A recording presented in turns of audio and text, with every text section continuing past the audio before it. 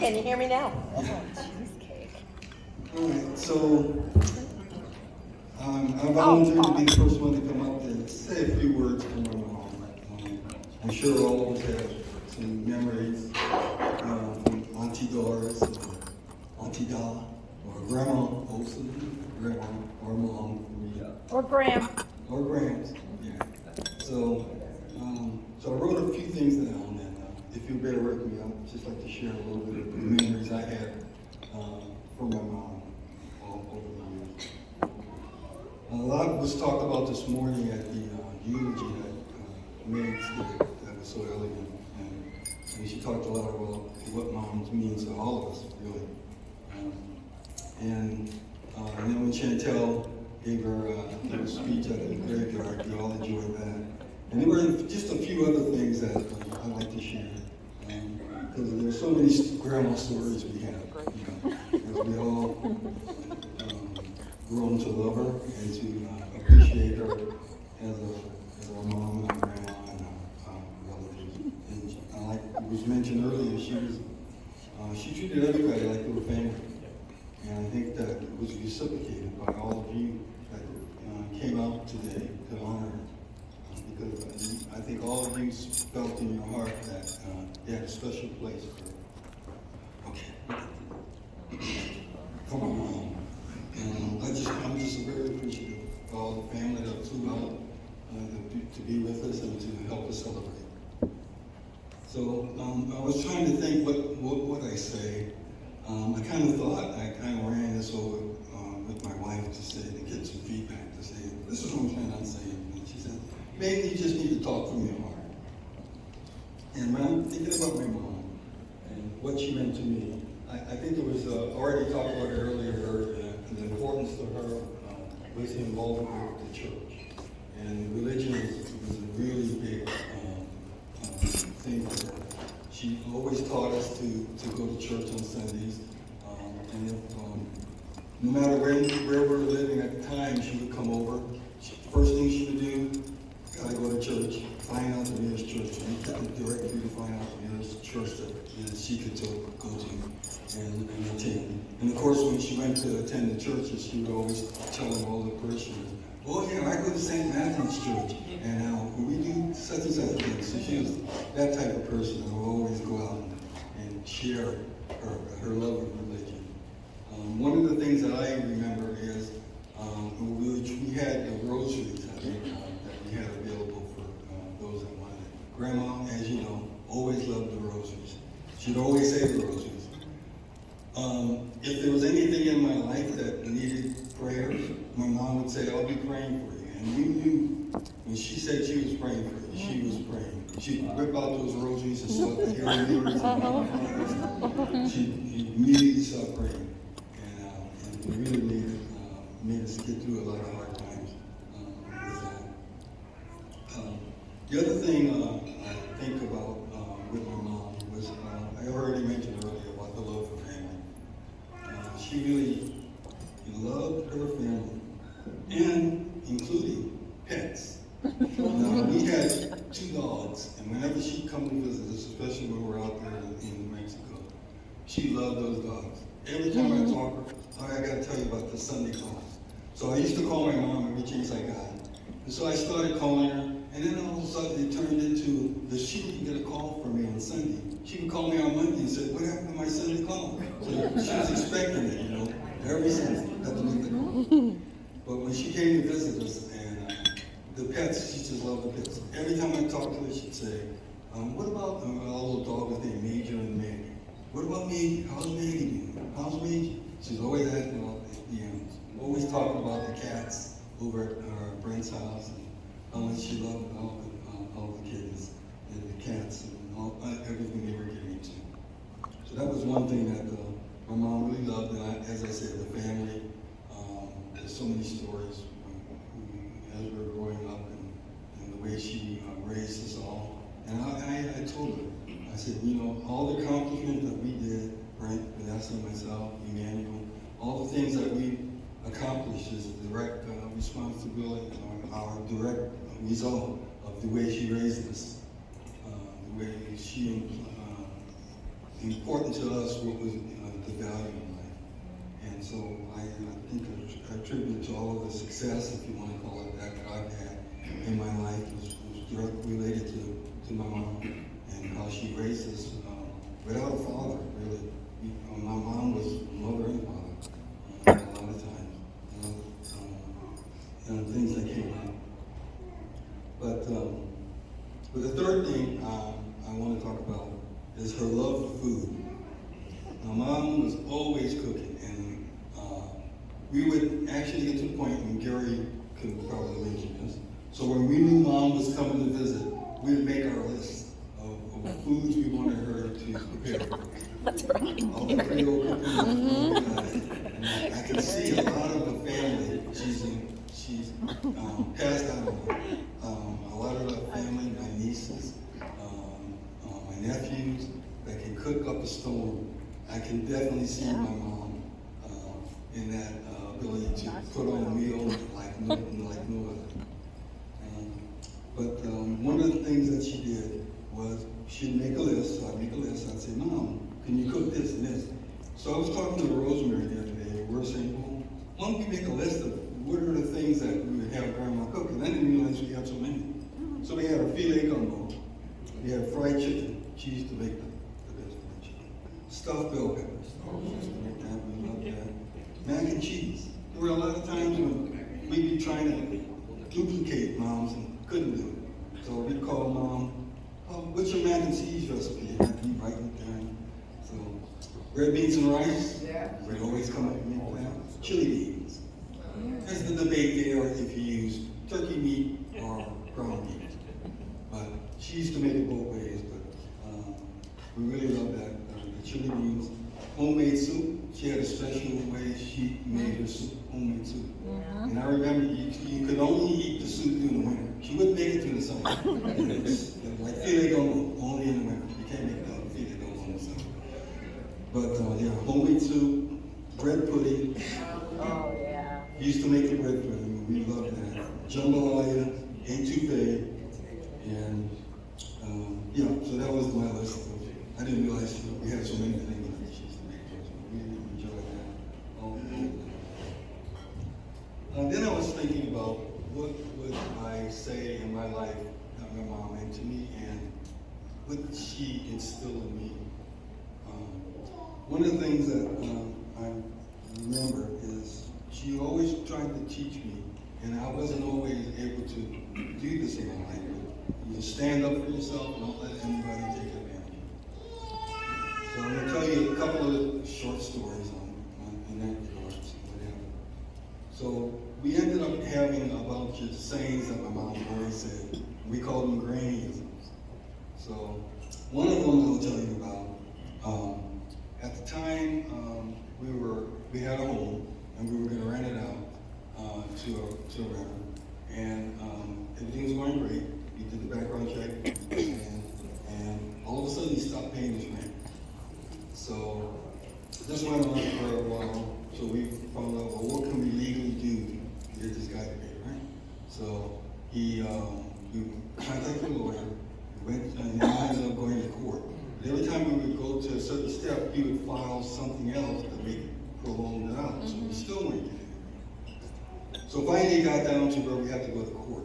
And I remember outside the courthouse, and this guy came up to me after we did it. I don't remember his name. But,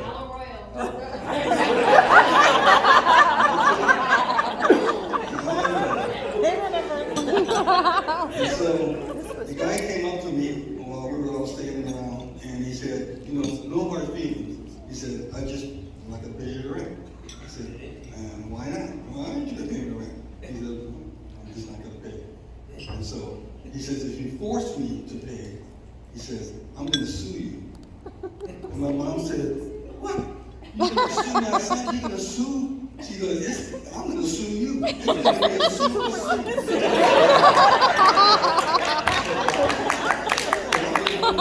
Famous sayings that we were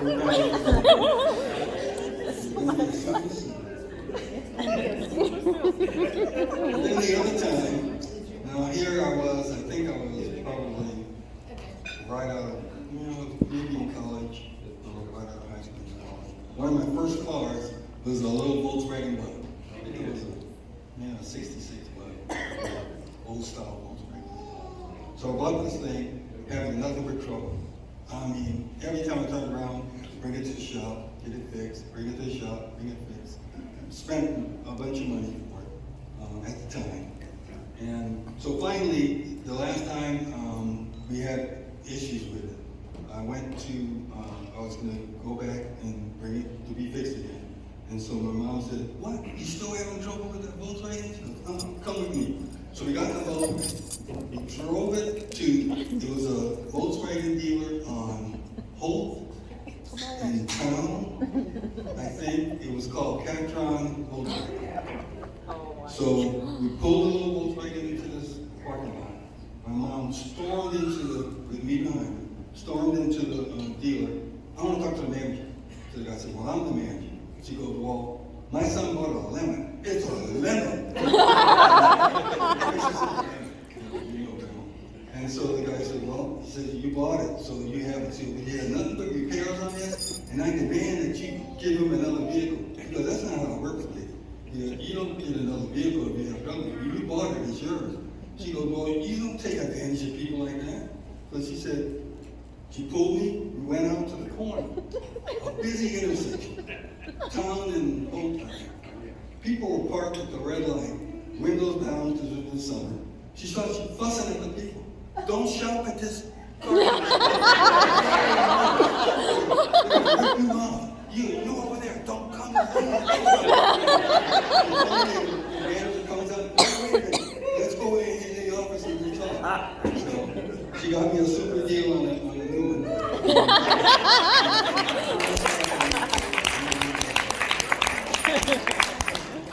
But that's the way Grandma was.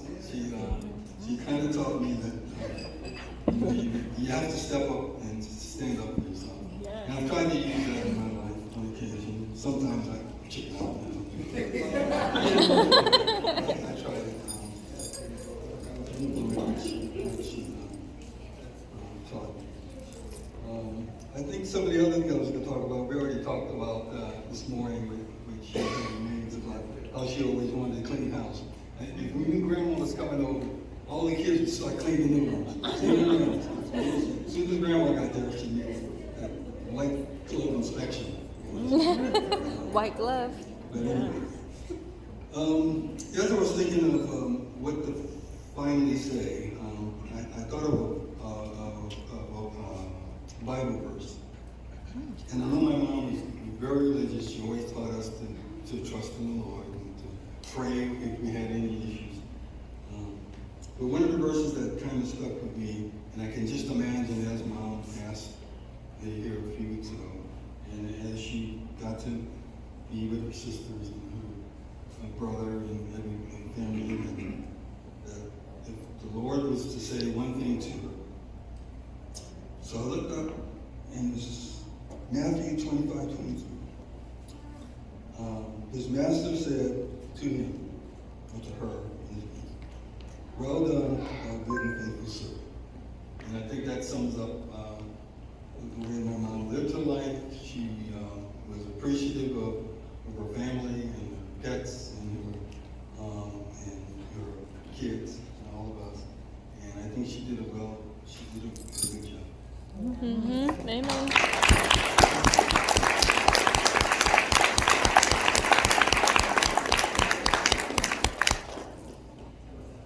Okay, next we're going to hear from grandson Steve and his wife Paige. If we could have the two of them come up, grandson Steve and his wife Paige, come up, please.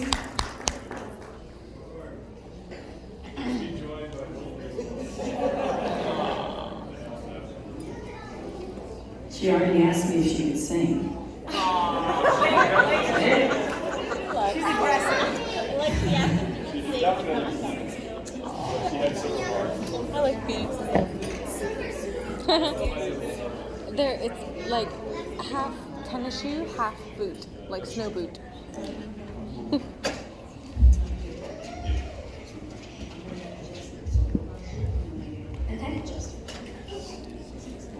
Hello, everybody.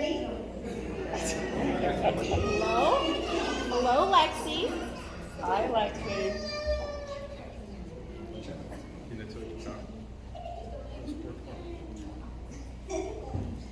How's everybody doing this afternoon? Come out from the podium. Come on, so we can see you. Come on here. Hurry up. Oh man.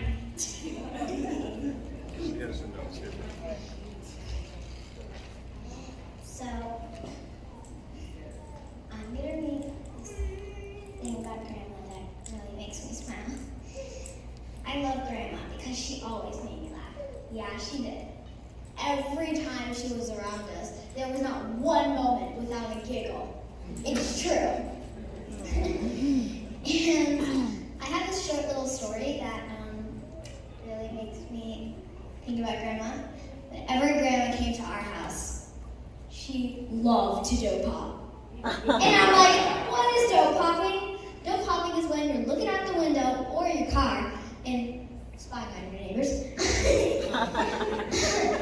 She'd always come over and sit on our dining table, and I feel like, and she said that she could be doing that all day. She'd always be watching those people. That's right, girl. And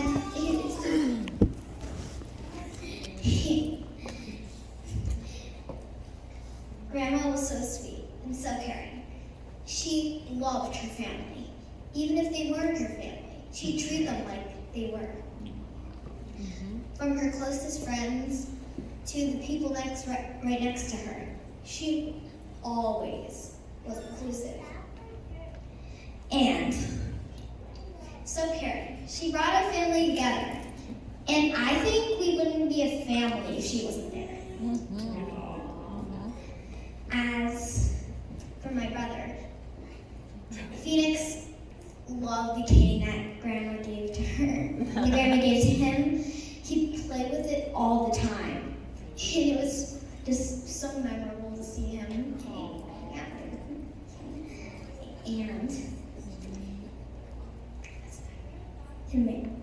every night now, we listen to Grandma's voice note that Mom sent. We listen to her voice, and it just makes us laugh. It's true. And it's just really sweet to hear her voice. But there's one thing about Grandma that I want to state. She loved her boys. All about the boys. Whenever she came over, she'd always be like, how's my little boy doing? And in the voice note, Uncle Brett had to remind her to say, and my little girl. It's true. I always was a little bit jealous. Oh, she loves you. But I know that she loves me. And I love her. We all love her. She is like my second mother to me. She is so sweet, so caring, and so funny. The funniest thing is that she didn't even know she was being funny. Well, all I wanted to say is that Grandma is awesome, amazing, and all those words that mean, well, I don't know, Grandma. She is awesome. And I love my Grandma. That's everybody else. Great job, Lexi. Well done, Lexi. Wow. Good job. That's great. How do you follow that? She was like, almost like a stepmother to me. And also, every time when Grandma reminded her to say sister, I know I go, but let's say the little bears, like that's a bear. I loved her, and she was like, she was so funny. We want to be a funny family. Yep, that's right. She was caring. She was nice. Even people who she didn't like having a family, she treated like they were her mother or their sister or brother, like they were family to her. It's like she is like the best thing I heard, and she has been alive for a long time. And about the dough popping,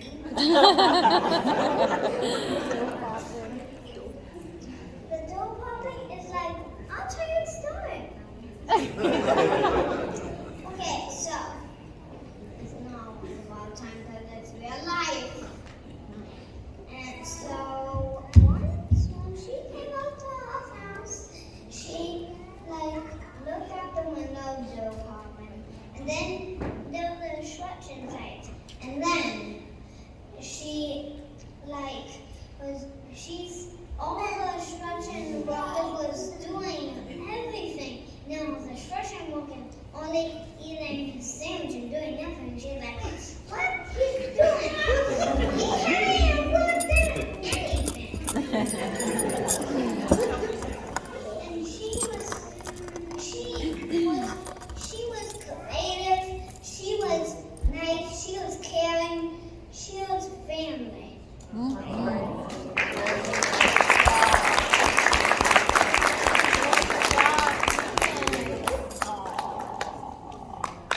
Good job, buddy. Good job, Tina. Good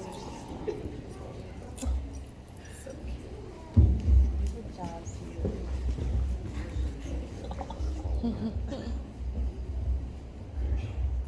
Just hold it, Steve. Yeah, I think that's probably. Okay.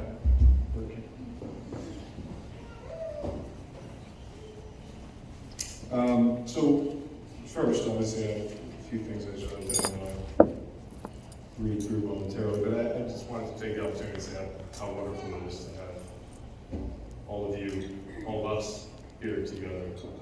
Obviously, we all wish the circumstances aren't what they are, but nonetheless, I think it's just really special to have and to see so many, especially on the back of the last 2 years, where there's so little traveling and such an ability to really connect with friends and family. So just having so much, I think, is really, really special. We should hold on to that and make sure we take full advantage of it. So I obviously wrote down what I wanted to say today several days ago, and as I've heard Megan's beautiful eulogy, Chantel's nice words, my dad's nice words, and others, I'm noticing a lot of what I had to say is already been covered. Which I think, which I think is interesting. And actually I think it's telling too, because I think the impact of the person that she was resonated clearly with all of us. And so, I think there's obviously going to be consistent themes, but that just shows that she was consistent with how she interacted with everyone that she came across. Then the last thing I'll say before I get into my remarks is, I have these written down and I'll say them, but I think most people probably saw the emotion on my face today during the ceremony, and I think that probably speaks larger volumes than anything I can possibly say right now, but I'll go ahead and recite what I have been doing. So Doris Da, Auntie Da, Grandma Olson. Those are just a few of the names that she was referred to over the course of her 97 years of life. But for me, and for several of you today, she will forever simply be known as Grandma. And for today, and likely the rest of my life, when I hear that word, a rush of fond memories will come flooding into my mind. It's extremely difficult, if not impossible, to articulate all that needs to be said about such an extraordinary woman in a short period of time. But I'll do my best right now to explain what she means to me and the impact that she had on my life. My earliest memories of Graham include the nickname she would call us. Mine was initially Pootsie.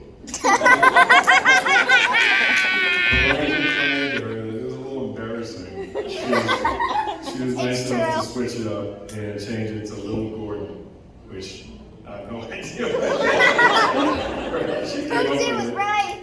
But that's actually made it funnier because it was just completely out of the blue. As are most things with Graham. And she didn't mean for it to be funny, but of course that's why it was even funnier. Other memories, visiting her and Grandpa DK every Christmas Eve to feast on gumbo and open presents. And the smell of the delicious cooking every time you entered her house is something that's seared into my memory and something I will always treasure.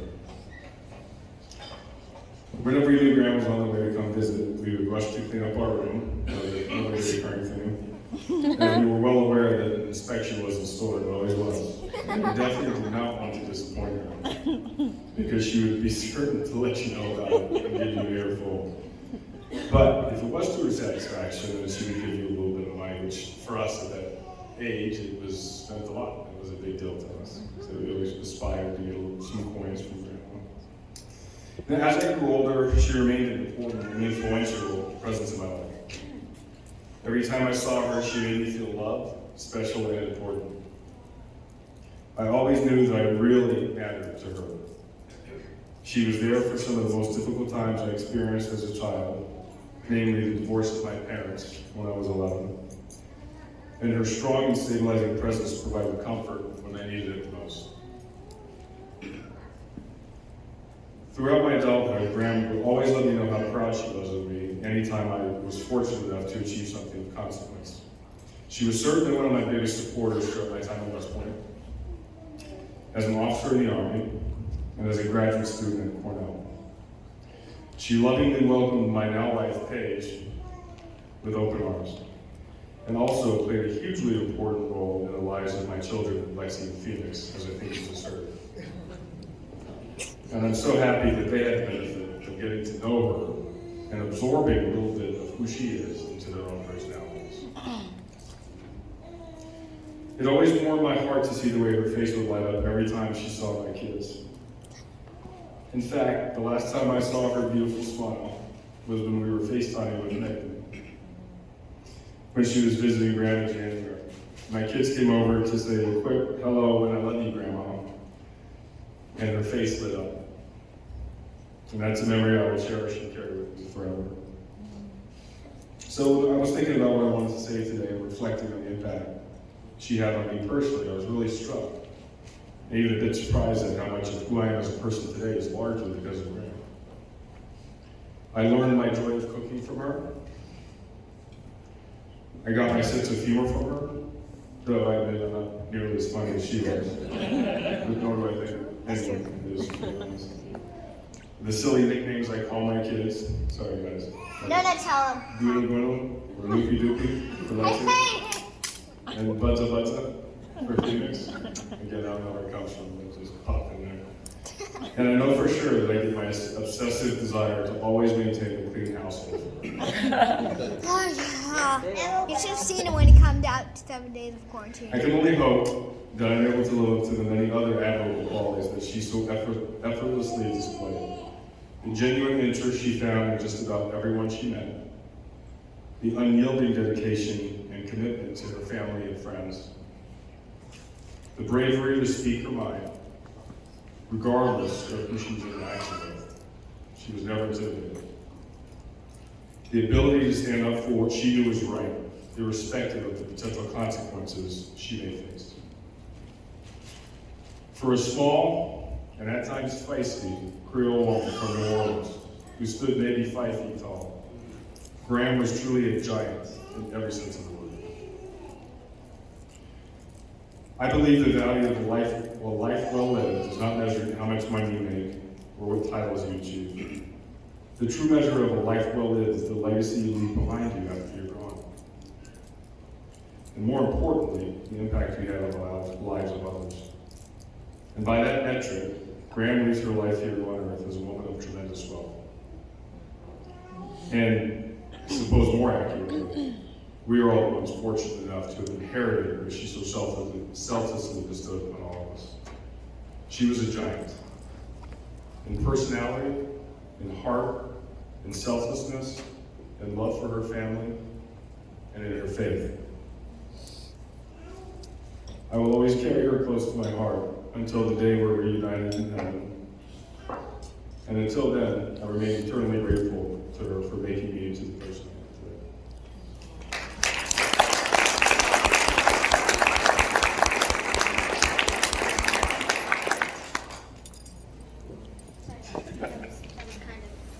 That was kind of intentional. All right, I'll close out the New York City mayors. Okay, Grandma Olson. My time with Grandma began in the summer of 2006 when I met her and a lot of Steve's family for the first time, being introduced as Steve's girlfriend. And they were visiting after Steve graduated from business school. So I was brought in for part 2 of the celebrations, and I of course was nervous, but at the same time really excited. And I think meeting Grandma was one of the highlights of that entire weekend, as I immediately gravitated towards her. And I think there were several reasons for that. First, I love grandparents. And who could not love Grandma Olson? But for background on me, when I was younger, I actually lived with my grandma, Grandma Shirley. She helped raise me and my brother with my mother, starting at age, call it 3. And in high school, instead of hanging out with friends and doing fun stuff, I actually wanted to go out to Minneapolis, where my Grandma Shirley moved to actually take care of her and watch the Winter Olympics. And that was, part of my life. And so when my Grandma Shirley passed away 27 years ago, when I was 16, I really missed her and longed for a grandparent that I could connect with. And how interesting, or perfectly fate, is it that my Grandma Shirley and Grandma Olson actually have the same birthday of November 18th. And so when I discovered this fact, it made all the sense in the world that 10 years later, effectively from the time that my Grandma Shirley passed away, here's this grandma that I can bond with and be with and give my all to in this new, life that I was evolving to. And so, for me, it was just a great chance to be with Grandma, really take in the wisdom that you couldn't learn from a textbook, but really from her real life, of which she had so many stories and experiences to hear and learn from. And I knew at that moment, at that graduation weekend, when I took Cousin Norma and Grandma Olson and put them on a New York City tourist bus, which I think earned me tons of brownie points, by the way. I just knew we were destined to share experiences and find ways that I could help her and be with her. I think the second reason that I think a lot of people alluded to why I gravitated towards Grandma was her amazing qualities and who she was as a human. And boy, could she be a character with her sayings and mannerisms that I will forever remember and I embed into my vernacular. And I think this was even before she passed, but I think I actually decided to change my voicemail to have a bye for now at the end of it. So if you call my voicemail, you'll hear a bye for now. And I'm not going to get rid of that because that was grand. It was never bye, it was bye for now. We're going to talk later. And she always wisely reminded me and my family to stay very guarded with social media, as Chantal will recall. I don't want my face on nobody's book. So when looking for an outfit for this event, I knew I had to include purple. That was obviously, a prerequisite, but I also knew it needed to be colorful. Because again, that was something that I also thought about Grandma, how colorful she was. Her brightness, her stories, the way that she lived life was so colorful to me. And what a great mother, sister, daughter, cousin, great-grandmother, grandmother, everything she was. And she brought the party wherever she went. And as I've heard from so many other people already, she commanded and deserved so much respect and attention. The last thing, and I think Lexi actually used my word, was inclusion. And that was the cornerstone of her legacy and really important to me. Because Grandma exemplified how to raise a family and how to make everyone feel welcome as important. And for me, again, going back to my past, I came from a divorced family, as I mentioned, and my families on either side didn't get along. And so I didn't feel that sense of community no matter what, and appreciation for the differences. But I saw Grandma care for others, no matter their marital status or connection, and how she always sought a full house of togetherness. And that was inspiring. And the way that she made me feel included in the family that I, eventually became a part of was really special. And it's something that Steve and I definitely try to showcase to our children and support one another.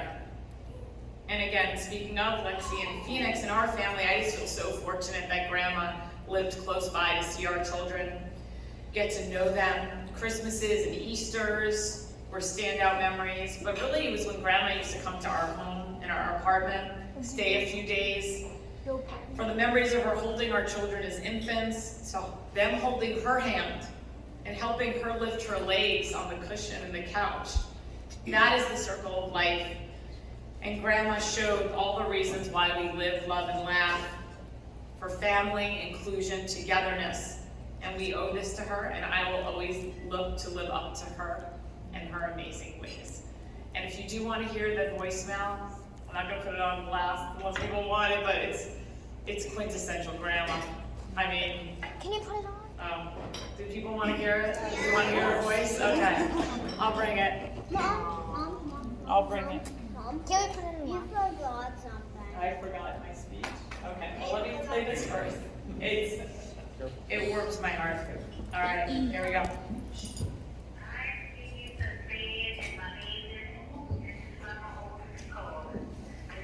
Give a call and see how my babies are doing and how you guys are doing, and what's up for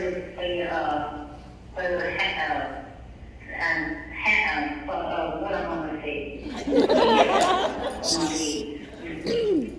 anyway, what I was gonna say, something I wanted to say. I can't think about it now. But give me a call when you get home or when you get a chance. And then let me hear from you. And I want to thank my little boy for here it comes and Grill. And he said, Grandma Olsen, we love you and miss you. And the school pictures, that's beautiful. And it's Grandma Olsen, we love you very much. What's the thing? It can't or something. That's okay. Tomorrow you guys too, okay? I'll be talking to you soon now. Okay, be good now. Mom and Dad. All right, love you. Bye. Now she hasn't realized she doesn't know. She didn't realize she didn't. This is You class. guys are not allowed to laugh.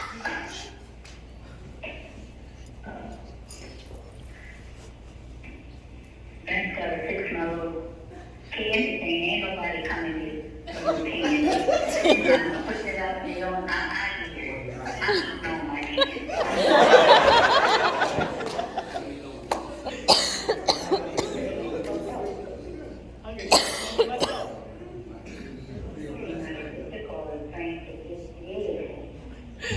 She's eating her candy herself. Here and now.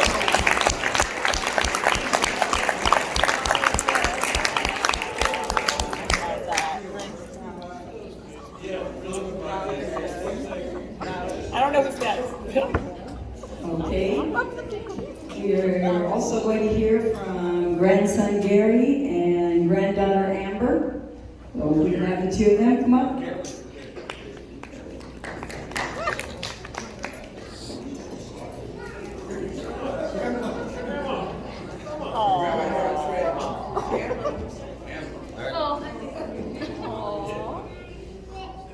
My granddaughter wants to join us. So we're just going to keep this short and sweet, just because I know a lot of people want to get up here and speak tonight about Grandma. And she meant so many to so many people. And, she was a true example of an exemplary human being, unconditional love. She was always there. She loved her kids, her grandkids. No matter what, right? She was always there for us. And I have so many memories of her. A lot of it's been touched on today, obviously, the speeches that have gone before. So I'm not going to reiterate a whole lot, but just a few memories.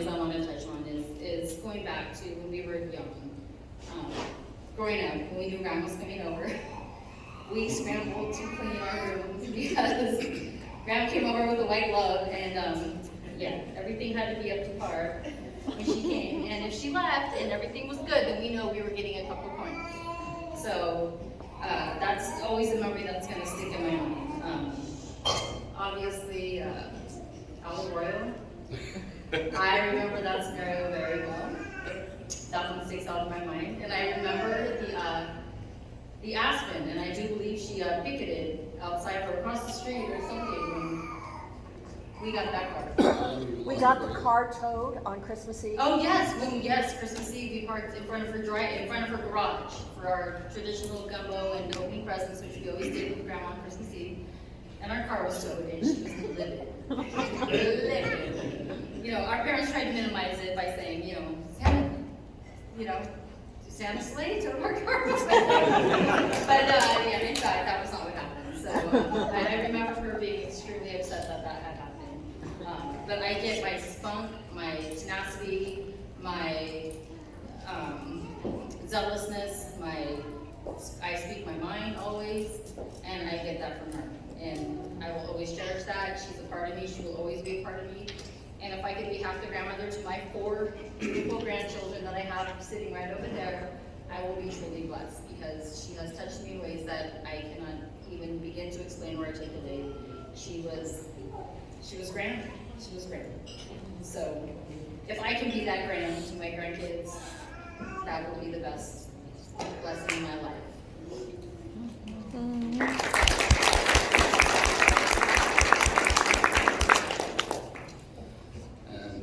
Yeah, I get pretty emotional, so I'll try to keep this short. What I remember most about Grams is her heart. Well, that gumbo. Simply put, though, she always put her family in front of herself, regardless of her needs. And I know this has been mentioned. We keep repeating a lot of the same things, but in recent years, even when her health was fading, she would still say, as Shawnee mentioned earlier, send for me, and I'll be there. And that was not a lie. I mean, if you sent for her and you had something that you needed, she would be there. And we did, and she was. But beyond that, she was there when we needed her most. Not only to just come to visit for celebratory events, but when you had something going on in your life and you just needed Grams there, she wouldn't even skip a beat. So a number of years ago, some of you know, I broke my back snowboarding.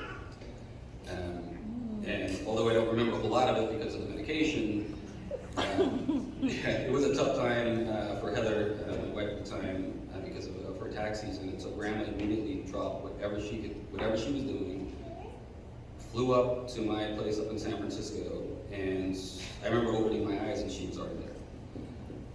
She was there to help Heather with whatever she needed. She would cook, she would clean, she would take care of me. I think it was on medication I can't even name anymore. They probably would sell it, prescribe it, but it's, she was there and she was going to stay there as long as she needed to be there. And it wasn't until Heather came home one day when I was maybe 6 weeks into this, and Heather's like, I got to tell you something, Gary. Grandma was at the supermarket today in the medical lab looking at endless. She said she hasn't been regular for a while.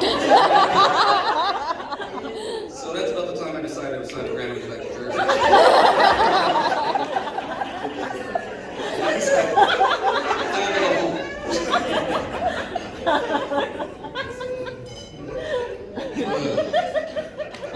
But I mean, there's a number of her grandchildren here today, and just about all of us. And I just want to say how blessed we are at our collective ages, from early to mid 30s up and in 50, to have been able.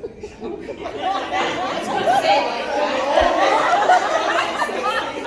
say it like that. Age over beauty. But it's that we've been this blessed to have this woman in our lives for this long of our lives. Yes. And to have her be conscious presence, a huge part of everything that we are, is truly a blessing. And at least for me, I mean, all of us, most of us now have kids of our own, to have their great grandmother not only be a presence in their early years, but for them to actually get to know her. You know, my son Jaden's over there. We heard from Lexi and Phoenix, and you can feel the love and compassion in their hearts for her. And they will remember her. And very few people in their lives will remember their great grandmother. That is beyond a blessing that I will treasure. I think all of our kids will treasure for a long time. Grandma lived a full and rich life and leaves, as my brother mentioned, a legacy that we are all going to remember and try to live up to. And to close, that she would routinely say on the phone, that is just Wonderful. Wonderful. Wonderful. So God bless her, and we'll all miss her, and we'll continue to build the legacy that she's left.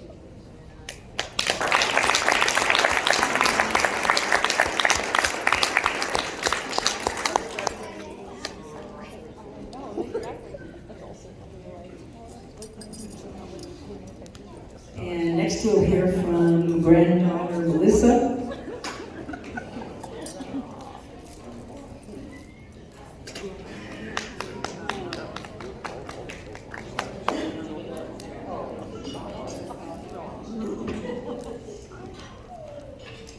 Good afternoon, everyone. Good afternoon. I have many special memories with Grandma Doris, but I'm going to share two with you. I remember living in Memphis, being a second-time mom of a very active little boy, who's now 21. I was so fortunate to have three amazing women come and stay with me. My mother, Carolyn Mayer, my mother-in-law, Shirley Dejon, and my grandmother, Grandma Doris. She was a tremendous help with the new baby and everything. She cleaned, as mentioned, even things that I didn't know were dirty. And I remember her telling me one day, as she cleaned a rug, and I could not remember if it was a bathroom rug or a kitchen rug. And she was like, oh, I got those stains out of the rug. And I was like, okay, thank you. She cooked. Oh boy, did she cook. I remember her delicious chicken stew, or her stewed chicken, we call it chicken cacciatore. Yeah. Her okra, among two of the delicious meals that she cooked for us. Looking back, I'm so blessed to have her with me at that wonderful time of my life with that second baby. I'd also like to share when she visited us in Atlanta. So, Chantal already mentioned earlier about the cousins and how we have this kind of thing going where who's her favorite.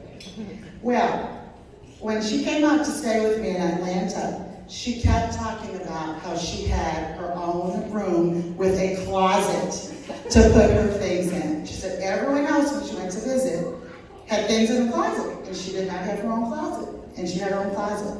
So, I think at that moment, I was her favorite. I'd like to end by reading a poem I found on Google, which I call Saint Google, and I changed it a little bit just to fit for my feeling for Grandma Doris. It's called Until We Meet Again. I'll think about you often. I'll talk about you still. You'll never be forgotten, and you never will. I'll hold you close within my heart, and there you will remain, to walk and guide me throughout my life until we meet again. So Grandma Doris, I love you, and I will always cherish you until we meet again. Thank you.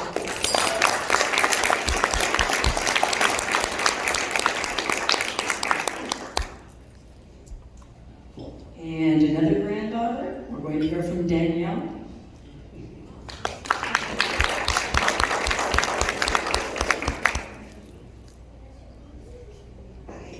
I'm going to be as eloquent as I have my own line, so excuse me.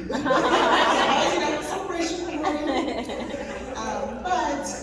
Like Lexi said, about Grandma Doris loving her boys, I will call her, the first thing is, where's my boy? Like my son Landon, like, Grandma Doris, I'm okay, thank you for asking. All about Landon.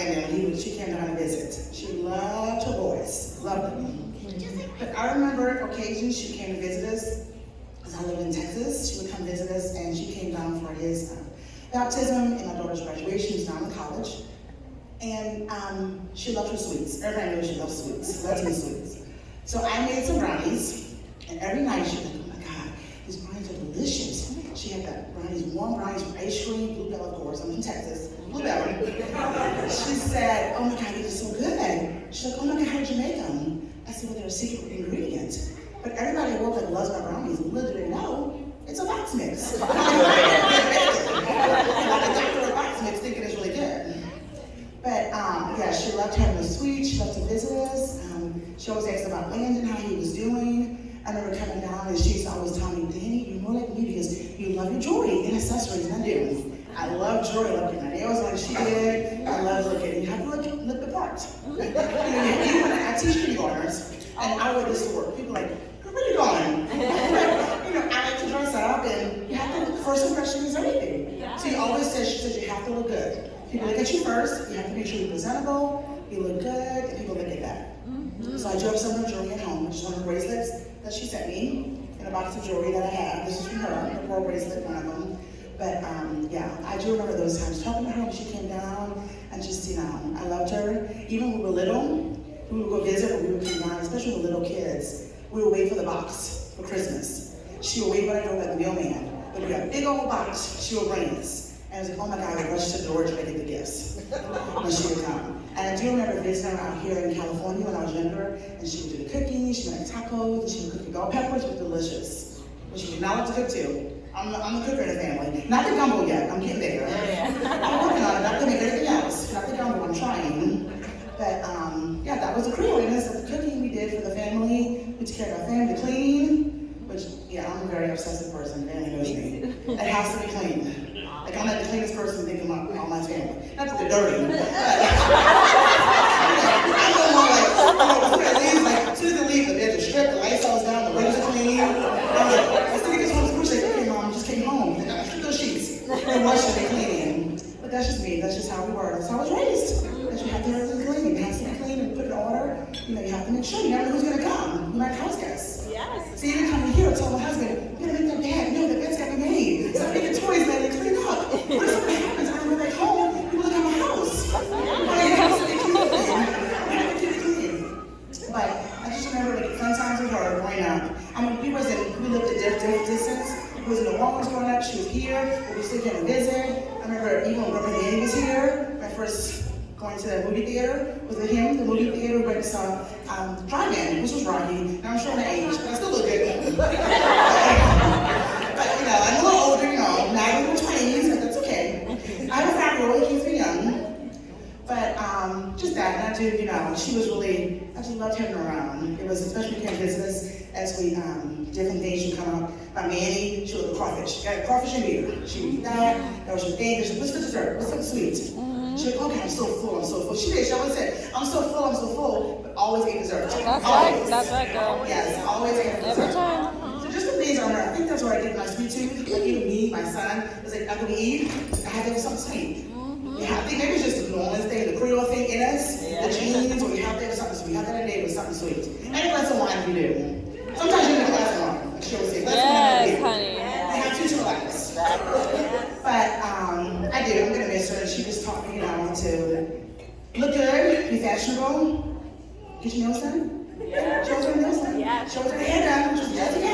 I do remember that.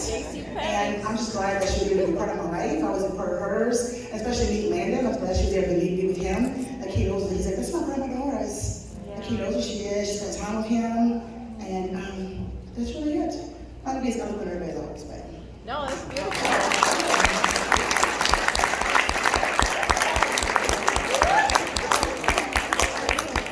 I wasn't officially on program, but I want to slide in right here. For those who don't know, I am Grandma Doris' grandson. My name is Manny. I live in New Orleans. So, a couple of things, quick things I'm going to say is, as a child, I remember when Grandma Doris used to come visit. And as a kid, we get excited when she was coming. We also were excited, like the young man mentioned, about the gifts, right? So for Christmas, she would call us prior to, and we'll talk to her and say, what do you want for Christmas? What do you want for Christmas? And I remember, and I shared this story with her too, last time she was at my house. I said, I remember I was a kid, and it was a Transformers toy that I wanted. It was a Grimlock. So it was a dinosaur that transformed into a man, right? You know, that time those toys were pretty pricey. I told that to her. And lo and behold, we used to wait for her to ship, right? So she would come home from school, there would be a big box in front of that was dropped off in front of the house from the post office.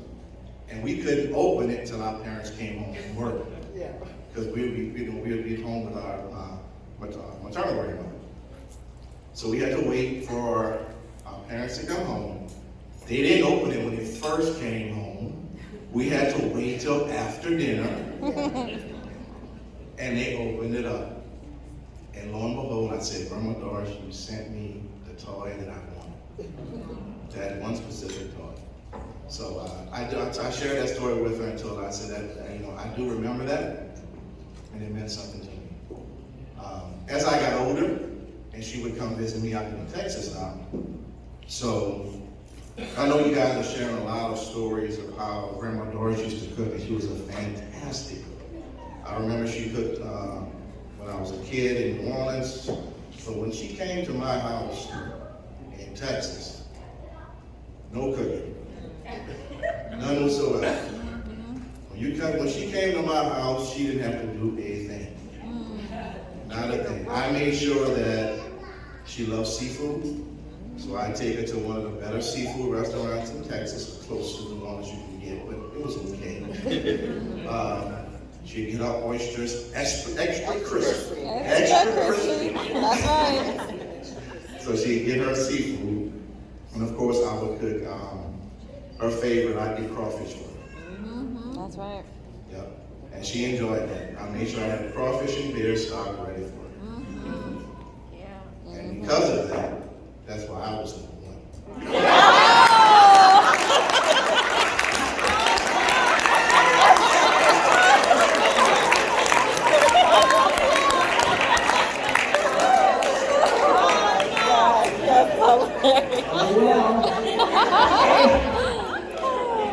And the last family member that will be speaking is Chantel, granddaughter. She will come up and speak, please. Oh, I forgot about that. I thought I already spoke. Hold on, Dave. I don't want to say a word. Okay, who is that? I didn't know I had to get on the list. No. Didn't have to go on this. We're going to open it up to the guests. So it's your turn. Okay? Let me just say this. I'm going to give you guys a little story from, did all of y'all know Auntie could sing? No. Y'all didn't know Auntie had a darn good voice. Auntie and all the aunts told me back in the 40s, back then in New Orleans, you do a lot of entertaining at home. My grandfather, the one we called Papa, would invite the Regals, the Baccas, the Bordenades, the Waltzes. They would all come to the house on a Friday night. Plus, he belonged to quite a few social clubs. On that Friday night, they would come home. They would pull out, we didn't have washer and dry then. They would pull out the washboard, the pots and pans, the forks and spoons, and they would start singing New Orleans music. They would play it, but Auntie would be the one who would sing. Right. She was the singer. But I wanted to say, since everybody is here, I'm the oldest of all the cousins. Now, Fabian Anderson, Kathy's husband, my cousin Kathy's husband, said, oh, my cousin, Michael Avant, that I went to high school with in New Orleans, we were cheerleaders together. He just had his blank birthday. I said, boy, hush your mouth. You're getting too close to my age. I've lied all these years because Auntie's oldest son, Emmanuel, we're 6 months apart. Every time I see Auntie, well, Boo, how old is Emmanuel? I said, Auntie, I'm not telling you. So guess what? I would start lying. I lied on him, I lied on me. But anyway, I just wanted to share that. I didn't know if you guys knew that Auntie could really sing. And in New Orleans, everyone has a nickname. From the mayor, the this, the that, everybody. When Morial was in office, he was called Dutch. And we all had nicknames. My great aunt gave me the name of Boo. So in the morning, as soon as I go home, everybody calls me, where's Boo? Exactly. But everybody has one, and Auntie did the same thing. She gave all the grandkids nicknames. So, but anyway, Auntie, we all grew up together on Target Street, New Orleans. At one time, there were 3 families living there.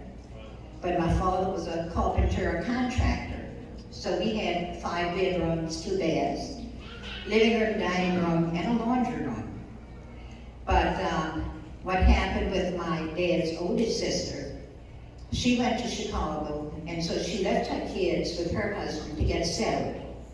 So we all lived in the same house together, and they're talking about when Auntie would come and visit, when my grandmother would come and visit, we all had immaculate houses. My grandmother was raised by nuns in New Orleans. And those, you know, they're strict. They were very strict back then. So my grandmother raised us that way. You could eat off our kitchen floor. And with 3 sets of families on Park Street, everything was immaculate. She would go and check your chest of drawers. Those clothes had better be folded. I don't know about today how everybody is, since they're both aunties going now and Brandy, but those were the days. And the last thing I'm going to say is that back in high school, those were the most wonderful years Emmanuel and I shared, her oldest son, because, and Eric and Brent Vanessa was there, and my brother, my sister, and Carrie, Auntie Edith's children. But Auntie made sure that we had the latest. She would go and buy the records. And back then, that was during the 50s. So we had the most beautiful, the most wonderful music. We learned how to dance. We learned how to slow dance and fast dance. And they don't call that dancing today. Because you don't dance on a dime, you move. But back then, those were the days. And I have so much to be thankful for because Auntie was like a mother to my family. And to my brother, sister, and I. So we're thankful, and we were blessed. So that's it. Thank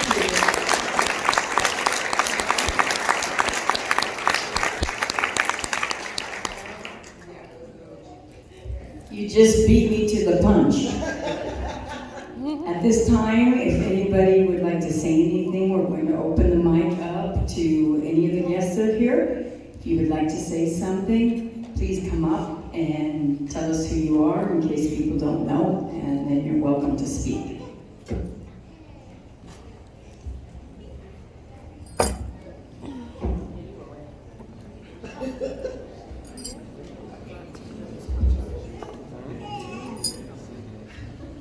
I don't quite know if I'm family. I think I am. Everybody says I'm family. As Grandma said, you will always be my daughter-in-law, right? I've known Doris for over 50 years. I think I was 16 when I first got acquainted with the family. And Sandy Boo, I remember seeing her and, you know, I didn't know what this family was all about. I was absolutely amazed. But Doris made sure I was part of the family. And when I married her son, I was part of the family. And she was so funny that I had my first baby, Amber, and Grandma came over to help with the baby. She gave the baby a bath. She says, "Did you Earl that baby?" I said, what? Did you Earl the baby? Oh! What am I supposed to? Well,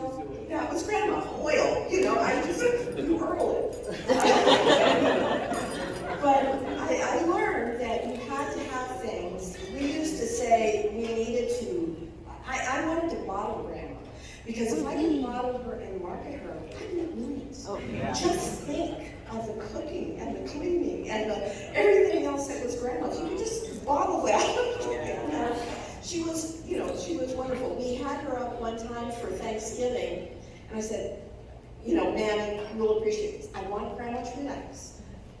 She worked so hard for everybody. We cleaned the house. We took her out to a nice restaurant for Thanksgiving so she didn't have to cook a meal.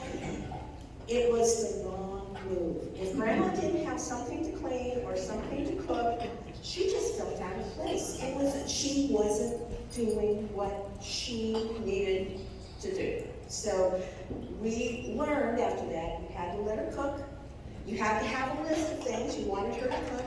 You had to have something that she could clean, and then she felt like she was contributing and she was there. But she loved just being there and helping her family, being a part of it. For 50 years, she was my mom. When my own mother passed away last year, Grandma insisted on coming to the service, and we just did a graveside. It was in the middle of COVID. And I said, Mom, because she was in a wheelchair, you don't have to come, you can come to reception after. No, I'm coming. And she was. And the first thing I did was give her a hug, and I said, you're my number one mom now. And she always was my number one mom, and will be extremely missed. Love you so much.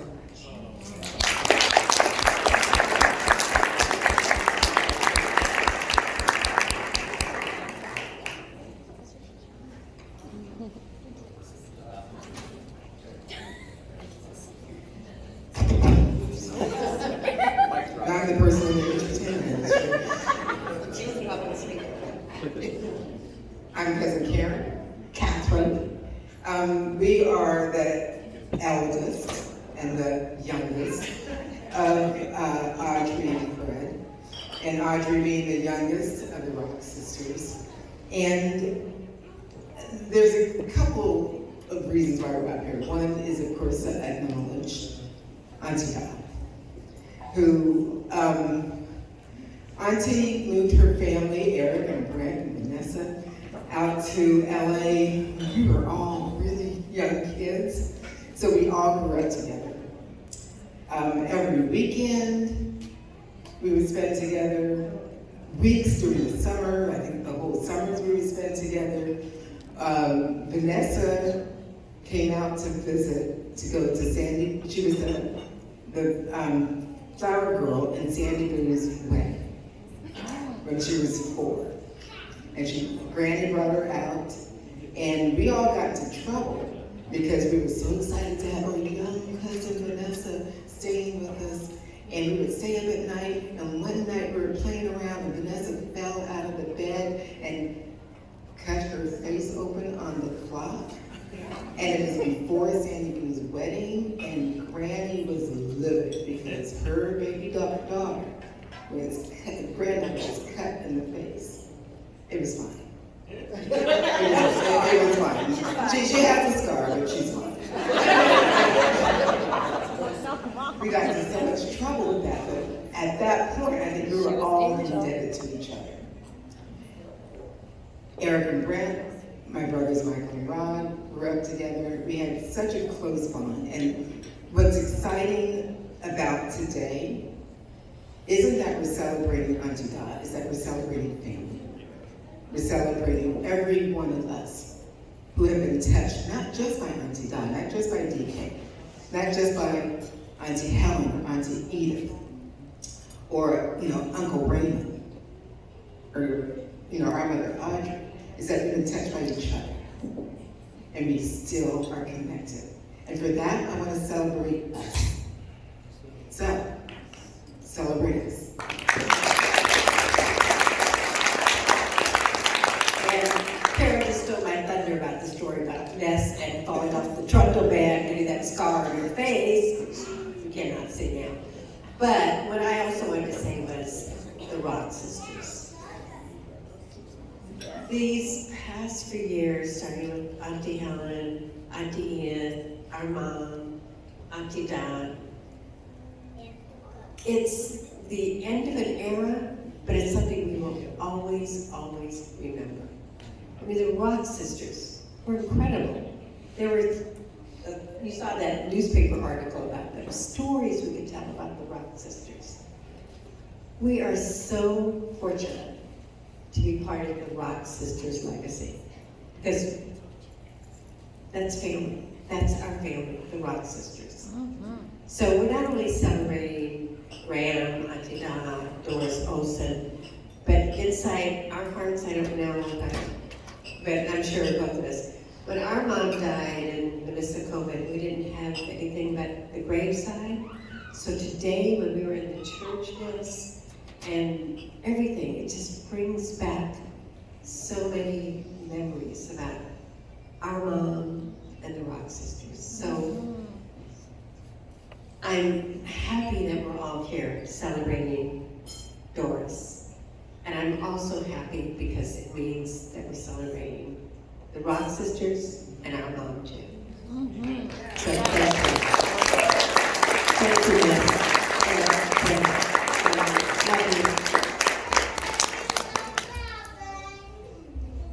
Thank you.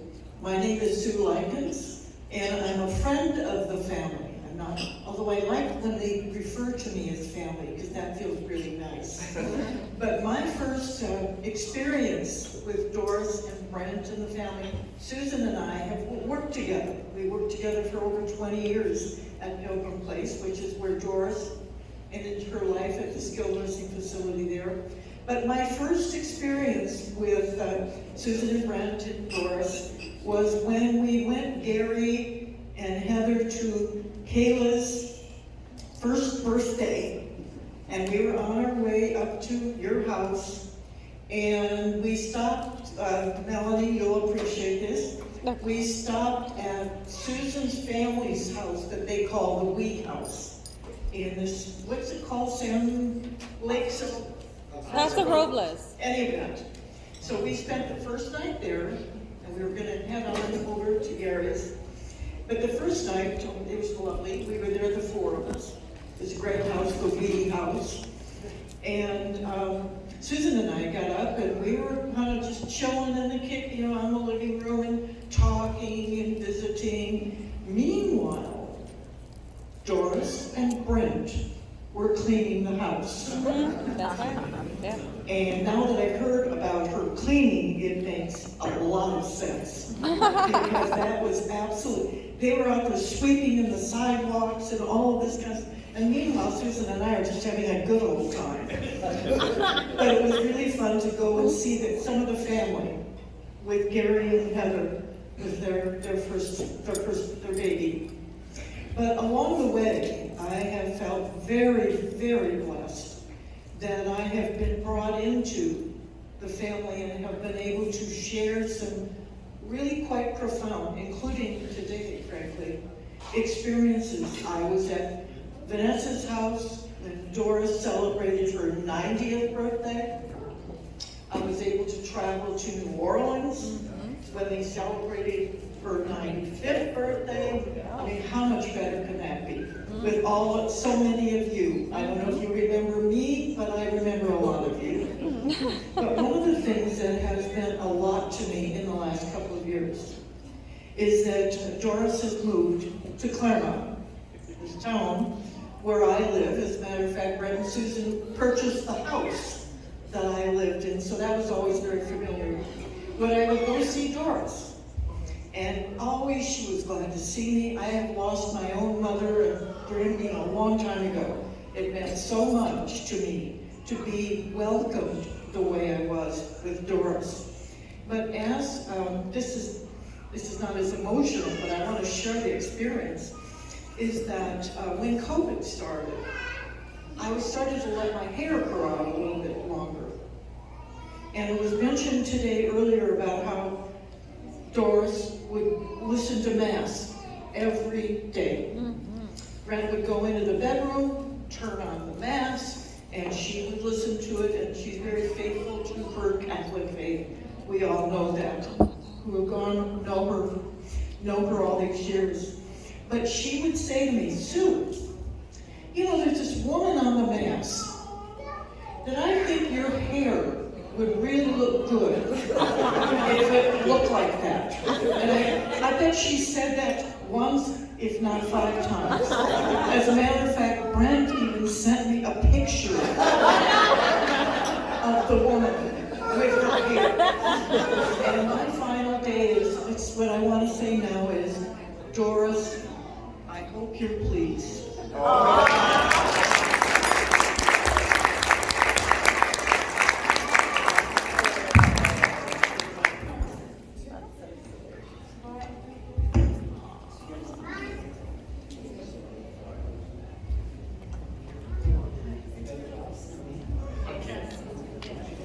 Hello, my name is Bill Marino.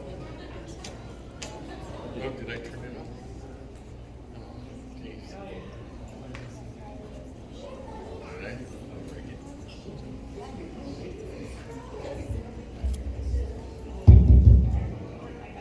Hello, my name is Bill Marino. I'm a friend of the family, and I'll only be up here for a second, but I've heard so much excellent stuff about Eric's mama and Brad's mama. And I gotta tell you, from years ago, when I was a freshman in high school, I had the chance to meet Eric. And he wanted me to come over and meet his mom.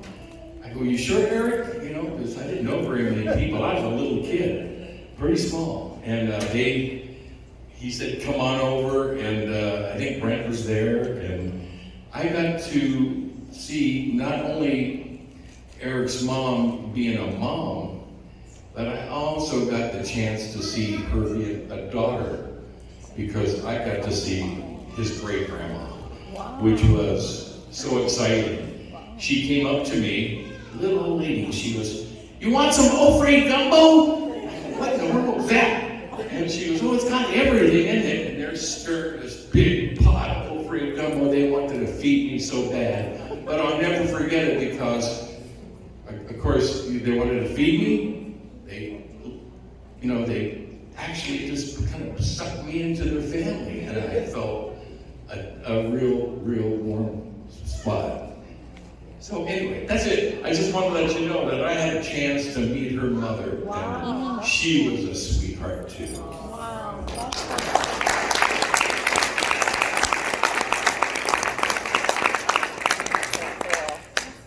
Okay, do we have anyone else who would like to speak? Okay. Oh boy, she jumped right up. I'm not quite sure how you follow all of everything that everybody's said. I'm not messing with that. I'm not gonna break it. All right.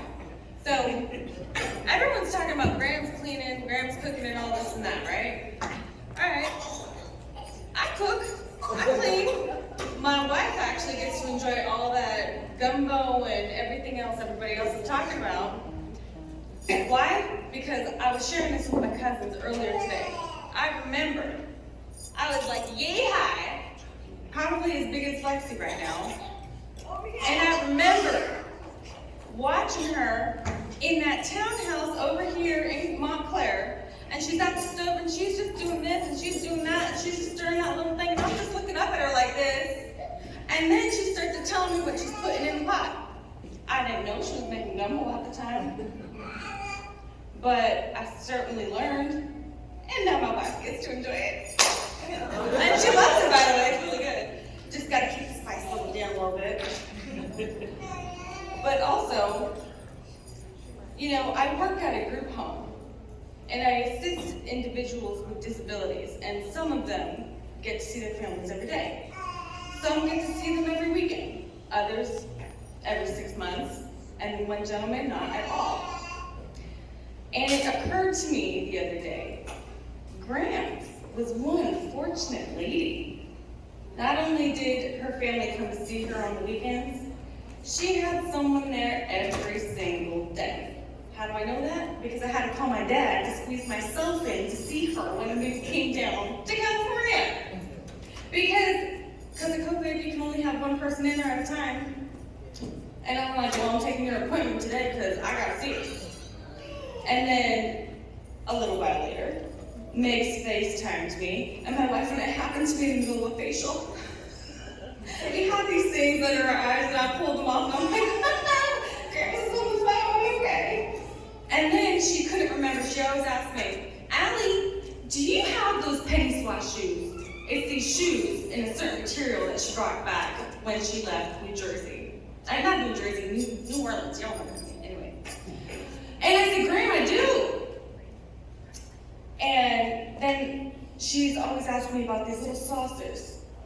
I remember in the townhouse, she had this big display case right in front of where we would always eat, and it had these teacups and saucers. I got them, and I showed it to her, and then she always loved to collect stuff, whether it was roses or these little tiny shoes. Okay? I'm not even getting started on the beanie babies. I only kept one. No. I donated that to the hospital. But no. So Megs called me and I said, oh, Graham, I started cleaning out my spare room because Lord have mercy, the boxes in that room. And so I spent 4 days cleaning it out. So Megs is calling me and I'm like, let me show you what I found. And I held up this little shoe and Graham says to Megs, Allison keeps everything. She keeps everything. And I'm like, girl, you know I do. Whether it's the jewelry, the collectibles, it didn't matter. I keep everything. And then, so, I got the room clean, right? And then I found this little picture. And apparently it was one I had put on Facebook a couple months ago. But it's a picture of Graham sitting on her recliner. And she's got Shawnee, Megs, and me right there in the middle. And I'm like, that's what Graham's was. She was all about family. And if it wasn't about family, it wasn't anything. Because it was always about family. And the cooking. And don't get me started on the cleaning, because you can eat off my floor, let me tell you something. Because we all learn from the best. But she lives on in all of us, and I know she lives on in me because I got that cooking down. And I know my cousin Danielle over there mentioned something about you match the shirt with the shoes, with the purse, with the nails. Girl, I'm all about the bling.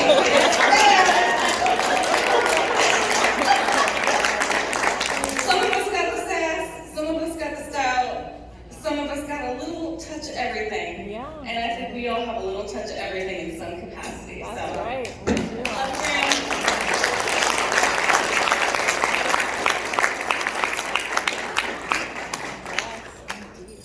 Everyone. My name is Raymond Rock, better known as Brother.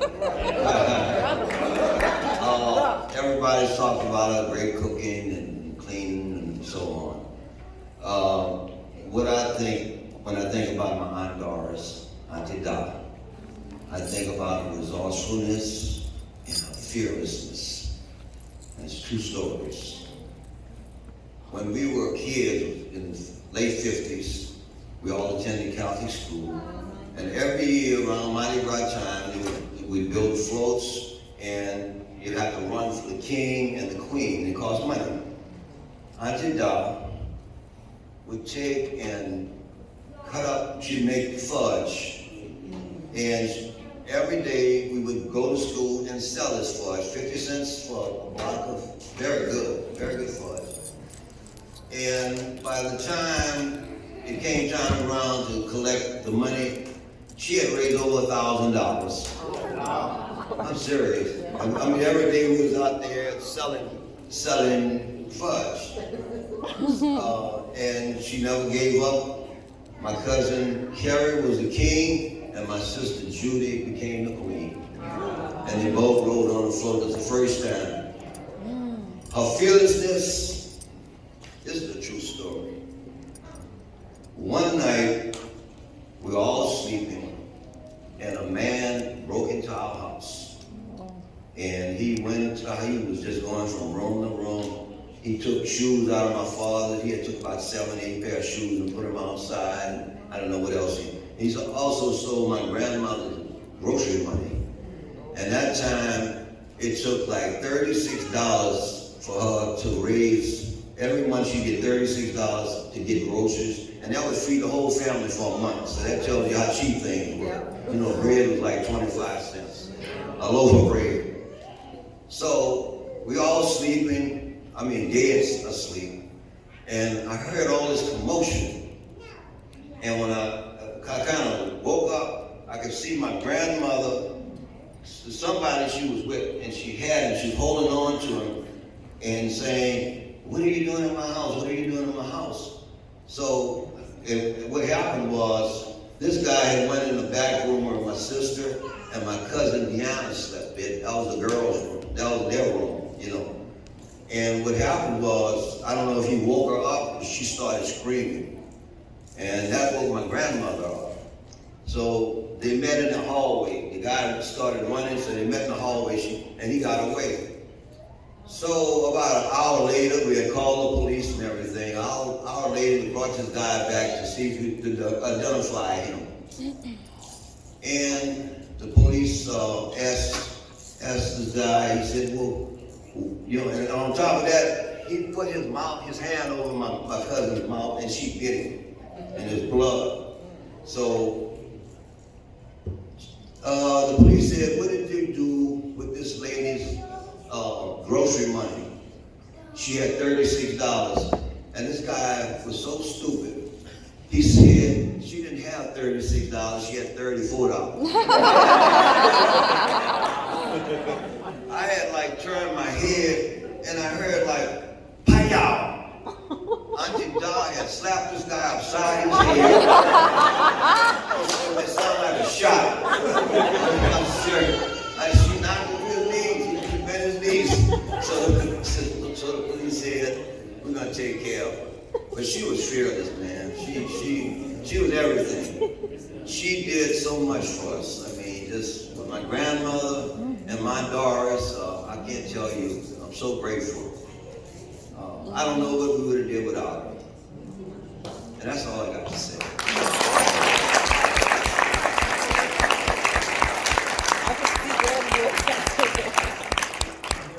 Just knock them upside his Hey head, there. right? My name's Larry. I came from Portland, Oregon.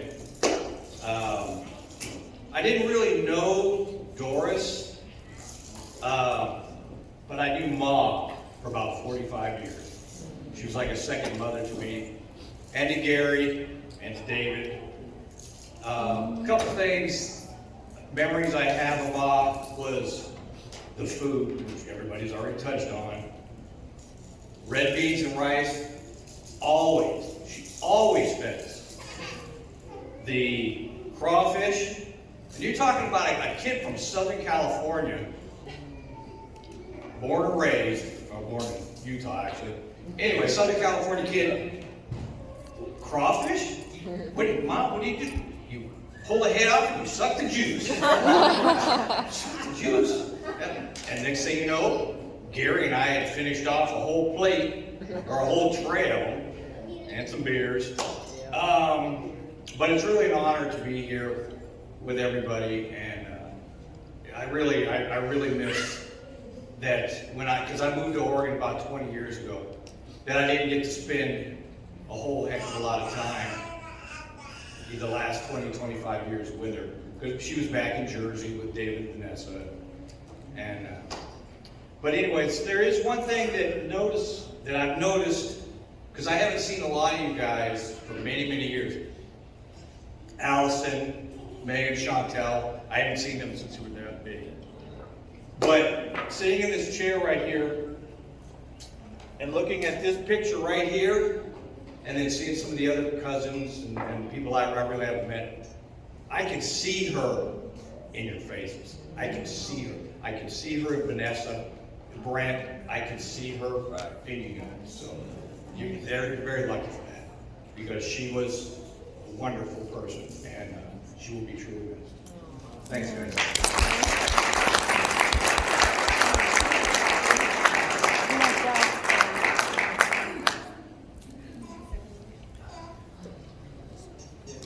Okay, do we have anyone else? We're going to do some of the New Orleans traditional fun songs. Anybody else would like to close it out? We're going to get everybody up. Okay. Eric. Vanessa. Oh, I'm going to want to film that.